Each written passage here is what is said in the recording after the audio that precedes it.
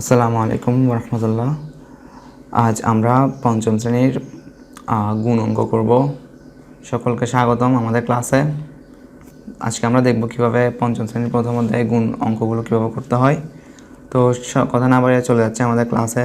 তোমরা দেখতে পাচ্ছ খাতার মধ্যে এখানে দুইটা অঙ্ক দেওয়া রয়েছে। দুইটা অঙ্ক আমরা ক্রমান্বয়ে একটার পর একটা করবো। এই প্রথমটা আমরা তাহলে দেখছি। এখানে 2906কে 801 দিয়ে গুণ করতে হবে। তো আমরা প্রথমে শিখে নেব গুণের নিয়মটা।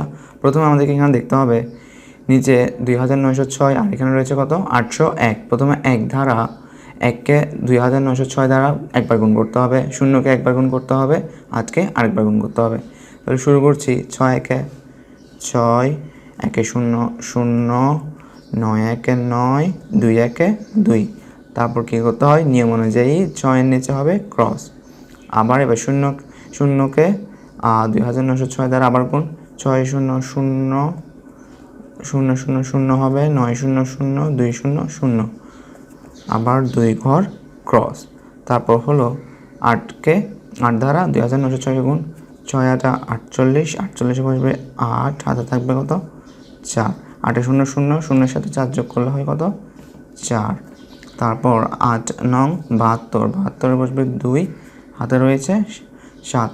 8 2 16, 16-এর সাথে যদি আমরা 7 যোগ করি 23। তারপর করতে হবে কি যোগ। 6 0, 8-এর সাথে 9 যোগ করলে 17, 17-এর সাথে হাতে 1, 4 5 6 7, 2 3 2, তাহলে 23,27,706। তাহলে 2906কে 801 দিয়ে গুণ করলে আমরা পাই 23,27,706।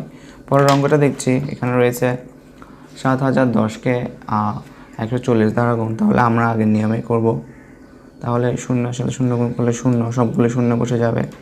যেহেতু 4টা রয়েছে 4টা 0 বসবে, নিয়ম অনুযায়ী বসবে ক্রস। তবে 4 0 0, 4 1 4, 4 0 0, 4 7 হলো 28। তারপর নিয়ম অনুযায়ী বসবে দুইটা ক্রস। তারপর 1 দিয়ে সবগুলো গুণ। 1 0 0, 1 1 1, 1 0 0, 7 1 7। এরপর কি বলেন তো যোগ। তাহলে 0 0 4 1 8 9। তাহলে আমরা পাচ্ছি 9,81,400। তাহলে পরের ভিডিওতে আমরা সহজ পদ্ধতিতে গুণ দেখাবো। এ পর্যন্তই। আসসালামু আলাইকুম।